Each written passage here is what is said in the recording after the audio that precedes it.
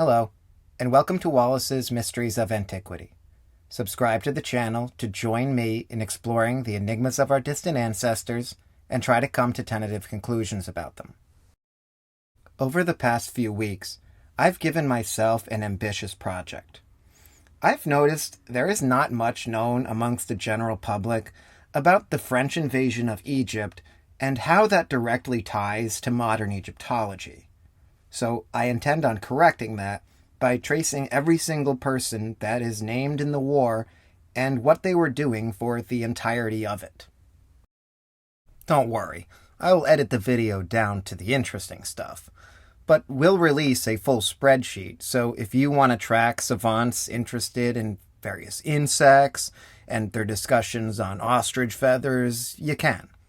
Math nerds like me might find the work of Fourier very interesting. I sure did. I'm going through everyone just so they get as much context as possible. In this research, I've made quite a few discoveries of things I wasn't even searching for. I've actually become a little surprised at how much French was written about the expedition and how little of it has English translations. For an example of something I happened to stumble across, keep an eye out for another video coming up.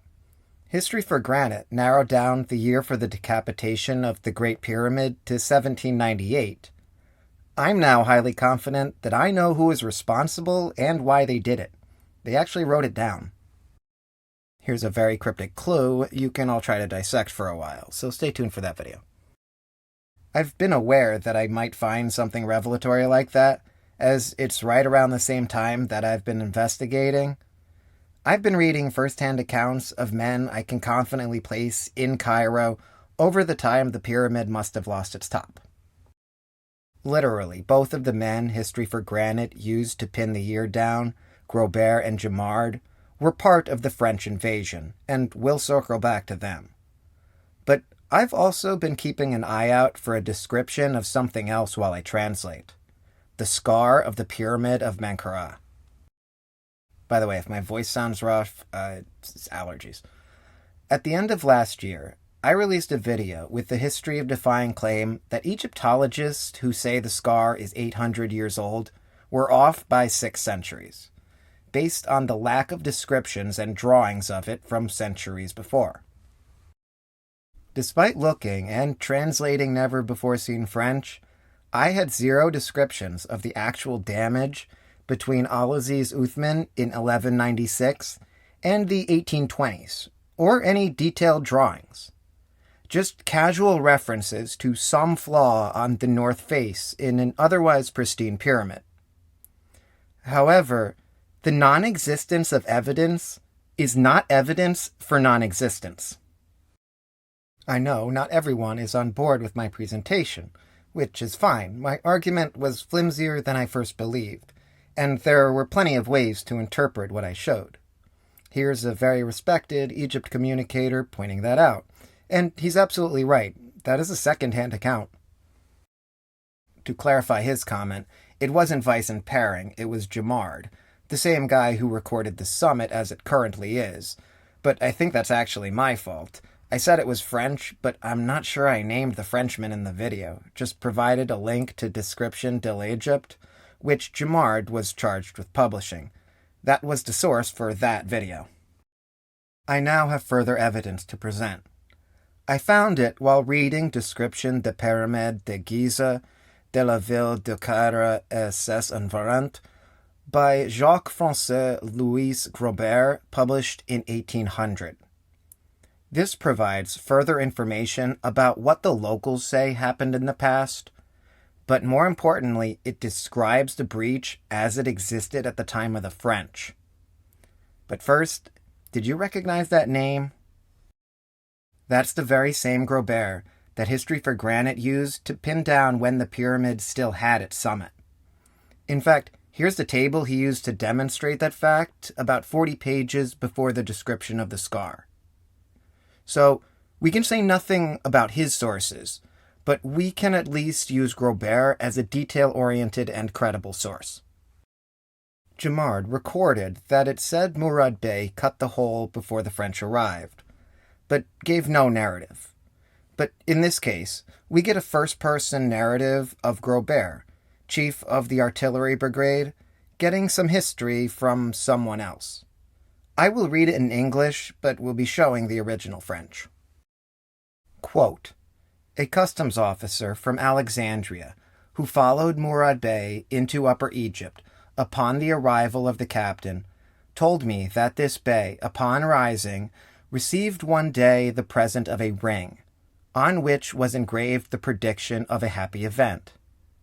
During the same night, he had dreamed that he would find treasures in this pyramid." End quote. That was apparently the reason given. How the French customs officer thought he knew this, we can only guess. He was probably told by locals. But Grobert hears this from locals as well, presumably different people. I was not able to find any Arabic accounts of this ring or dream, and I had another more logical reason in mind that I'll explain later. But for now, let's continue from Grobert, because here other locals actually blame someone else. Quote, "Some setbacks faced this fruitless expense. Some sheiks confirmed this anecdote to me. Others told me that it belonged to Muhammad Bey, predecessor of the Bey of whom we have just spoken. Thus, in this region, carelessness conceal knowledge of the most recent events." End quote. He's saying the locals don't really seem to know their own recent history, so things get mixed up easily. So let's look at what would have been their recent history. Murad Bey and Ibrahim Bey were both from a warrior class called Mamluks, who were the de facto rulers of Egypt for decades by that point. The Ottoman Empire was still a largely feudalist society, so you had powerful lords and peasants and very little in between. Some sources say there were brothers. I can't tell if that's the case or not. At least as adopted brothers. I know they were not blood brothers, as they were each captured as slave children and rose through the Mamluk ranks to eventually reach their position as Bey. Bey is a title, not a surname, and that seemed to confuse some authors. I think it likely they were adopted brothers, as they seem to have mutual trust and respect in each other. Murad had no qualms about destroying whoever he needed, and had plenty of disagreements with Ibrahim, but it didn't seem like it ever got close to a serious altercation. Ibrahim largely ran the administrative part of Cairo, and Murad the military, after their predecessor died in 1775. So if someone before them was responsible, we'd have to look closer at the 1760s. The Mamluks were seen as foreign rulers by the locals, who were heavily taxed, particularly after Istanbul ejected the Beys, then lost control again after a plague and popular uprising. When the Beys returned, their first priority seemed to be to reclaim their lost wealth and started heavily taxing the population. Part of the reason the French invaded was because Murad was taxing and attacking foreigners. If Murad Bey is indeed responsible for the scar or any part of it, I propose the most likely time for him to do so would be around May of 1791. This is just a month after returning to Cairo, and suddenly Murad was given the role of Amir al-Hajj, which made him responsible for securing funds for the yearly Hajj pilgrimage to Mecca. He was broke and needed a lot of money fast. Knowing how much Europeans paid for rare antiquities, I propose he might have attempted to loot the Menkaure pyramid at this time, thinking it was still sealed from antiquity. Though personally, now I think he either didn't get very far or didn't even attack the stones at all. If Bey was trying to loot it, he sure did a piss-poor job. But it actually could explain why the base of this pyramid, and only this one, appears entirely uncovered with sand. Perhaps he tried to uncover the lower entrance. If so, he would have actually just missed it. It was located just below the top of where the sand is, underneath the scar. We know the approximate height of the sand from Grobert. Quote, "It is not believed that there are many courses buried. The door of the outer temple, which is on the same level, has a height that does not suggest too great an accumulation of sand." End quote. I will show you later that he likely personally saw this. In the account of Uthman, it says they were taking 1 or 2 stones a day for 8 months. This is about 400 stones in total, 500 if you're generous. That's barely the casing stones and maybe 1 or 2 layers beyond that, only a fraction of what's missing today. Based on the size of the stones, I expect the blemish there to be then no deeper than about 10 feet at the time. But we had no description of what depth it was until Weiss. Until now. Grobert again, quote, "There is an excavation there that is about 10 feet deep, and which was abandoned after chipping away the face to this height. The small number of inhabitants of Cairo who are concerned about the pyramids, or who fix a look at their existence, speak of this attempt, which must be quite modern, given the silence of several travelers on this subject." End quote. It's never been translated to English before, as far as I know, but there it is.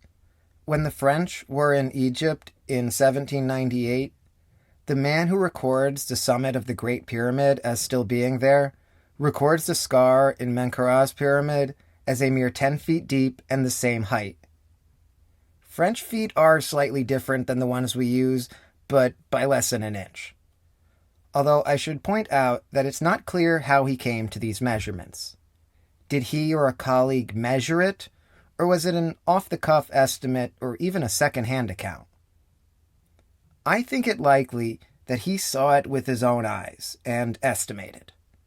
But no one would estimate what I'm showing in the 1840s as 10 feet in either dimension. For reference, here is a full-grown man standing inside of it. You could estimate 10 meters maybe, but it's nowhere near 10 French feet. It's also interesting that Grobert, like me, notes the absence of travelers in the past mentioning it. Remember, the thing that triggered my video in the first place was previous travelers describing the pyramid as perfect, with only the occasional mention of a small blemish. Even after the casing stones were gone from the other 2 pyramids, this one remained intact. But they were gone in the 1790s, though, so let's go back to Grobert. Quote, "The removal of the covering of the small pyramid was very modern. The beautiful pieces of elephantine granite, which are scattered and abundantly piled up near its base, still preserve the appearance of the 2 faces cut at right angles, which proves incontestably that its finished surface was built in courses. Other debris, but much rarer pieces of blackish marble, are found in the surroundings." End quote. So we know the casings were largely intact, with the exception of some scar from previous centuries' explorers.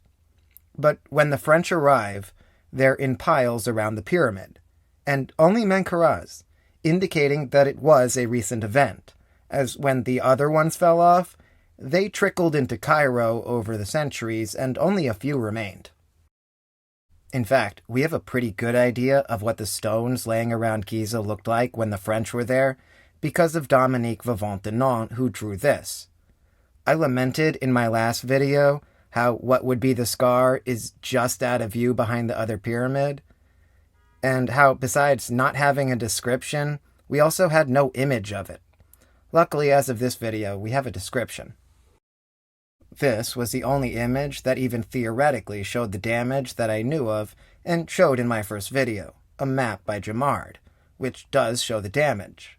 But I mentioned we really couldn't tell how much damage there was from this view. It's very hard to tell if what's shown from the bird's eye view is just a surface blemish, something much deeper, or even the scar full of sand. I wish we had a drawing of the scar from before the British. You probably saw the thumbnail. If not, surprise, I also found a drawing.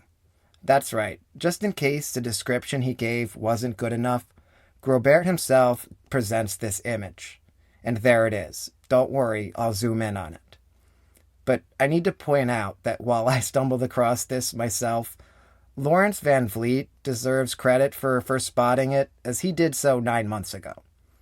He also told me about it before I found it myself, but somehow I missed it, thinking he was referring to the Jamard map. Lawrence Van Vliet is a friend of the channel and a fantastic independent researcher with some very well thought out ideas. Primarily that the pyramids served a dual purpose for burial and a mourning ritual. I'd love to make a video on his paper, but the large socio-cultural component is something that I don't feel remotely qualified to talk about. I'm good with numbers, not people. But he'll certainly come up again soon. If you recognize that name but can't place it, you probably heard the name from this recent Ancient Architects video. Part of Van Vliet's paper mentioned the potential step structure and ramp hidden inside the Great Pyramid. If you're a longtime subscriber, that idea might sound familiar. The reason Van Vliet and I know each other in the first place is because he reached out to me when he first published, because I happen to be one of his sources. This image in his paper is actually a screenshot from my video. Zooming in, we can now get our first clear idea of what the scar looked like before it was the scar. A small triangular excavation. It almost looks identical to the big cut at the entrance to the Great Pyramid. In fact, here is how Grobert draws the entrance to the Great Pyramid, and it's almost the same way. Interesting that the sand is all the way up to the entrance. He even seems to have drawn the chevrons, so this can help attest for the accuracy of these drawings. The top of the Great Pyramid is missing, which contradicts what he says earlier, indicating that this drawing takes place after Davidson recorded the steps in 1798. Another plus for accuracy. The window for the northern air shaft and/or man-killer tunnel does not appear to be present, so while that's a point off his accuracy, we can offset that point by the shading in the middle that clearly shows the 8-sided convex shape that it has today. Here, he draws the casings that remain on the top of the Khafre pyramid. We can tell some extra ones are missing from the left side in the modern times, but the right side is dead on. So I think we can take what's drawn here with a high degree of confidence in its accuracy. The description might be secondhand, but this drawing isn't. He drew this with his own hand, likely from this exact view. Looking back at Menkaure's pyramid, we can see where the scar is located, and it appears that in the 1790s, only what would become the very top of the scar had been created. I believe the main bulk of the scar was cut down layer by layer from this point, not from the face inwards. I imagine the triangular section is what Grobert describes as 10 feet tall and deep, and might just be around the 500 stones that Uthman might have taken. My interpretation of this is that Uthman likely saw the end of the North King's shaft in the Great Pyramid, and chose to dig in about the same place to find a King's Chamber equivalent to loot. But Van Vliet has an interpretation that Uthman removed only the casings for building purposes from that side and that Murad dug the rest of the first hole. Both of these interpretations fit the data available right now. It's hard to see, but I wanted to point out that you can see the rubble pile in front of the Menkaure pyramid and a small hole in the face of it in this map by Grobert. Jamard specifically says that the locals claimed Murad Bey cut the trench before the French arrived, but Grobert's drawing shows that can't be the case. I mentioned Paring seems to have known about Murad with by Bey in his drawing. I was aware there were 2 more words in the drawing, but had shortened it and zoomed to avoid any confusion. That's because the full text says removed by Osman Bey, not Murad Bey. but I believed these people were the same. You know how Caesar became a title for a ruler after a well-known ruler named Caesar? I was under the impression that Osman was also a title, based on this guy. I thought Pering didn't realize Bey was also a title and was referring to Murad. That is not the case. This is actually this man, Osman el-Bardisi, who ruled Cairo for a time after the death of Murad, who, like him, seemed to use Cairo mostly to fill his own pockets. These guys have a pattern. Remember, Bey is a title, so it's not part of his name. I was not able to find any evidence for him claiming the whole, but we have the word of Pering. Unfortunately, he doesn't recount how he knows this information as far as I can tell. And then I think European historians, reading Vice afterwards, either assumed Osman and Uthman were different spellings of the same name, or that Bey was Murad Bey like I did. Credit goes to Van Vliet again for pointing me to this Osman. So, as a summary, the account of Uthman recorded that they did very little damage, and recorded 1 to 2 stones a day, which we can calculate to just 500 stones at the most. This accounts for the casings and maybe 1 or 2 layers of backing stones, depending on how high they went. During the French expedition, presumably in 1798 or 99, Grobert and Jamar record the locals blaming Murad Bey for the scar. Other locals blame Murad's predecessor. This could be French propaganda or simply the locals making things up. Murad would have needed money for the 1791 Hajj pilgrimage, which may have provided the motivation, but that's very speculative. Grobert describes the hole as about 10 feet deep and high, and shows us a small cut similar to the one at the entrance to the Great Pyramid. This seems like too much of a discrepancy from what's actually there now to be an underestimate or coverage in sand. So it actually appears that there was little to no gradual decay since 1196. Like the summit of the Great Pyramid, all the destruction happened in quick bursts. So it seems to me like the majority of the gash was cut after the French left, before British archaeologists showed up, which is a very small window. Osman Bey was named by Pering and was in the position to do so at the right time. Mr. Van Vliet believes it most likely that Osman Bey actually cut most of the scar sometime between 1803 and 1806, thanks to the account of Grobert and other research he'd done prior. Personally, I can't be so sure, as I have more suspects and no way to narrow it down further. For example, French balloonist Jean-Marie Joseph Courtel and engineer Jean-Baptiste Lepere started to dismantle G3C, which is right next to it, looking for chambers in 1801, which is why it's in its current state, so they're also prime suspects.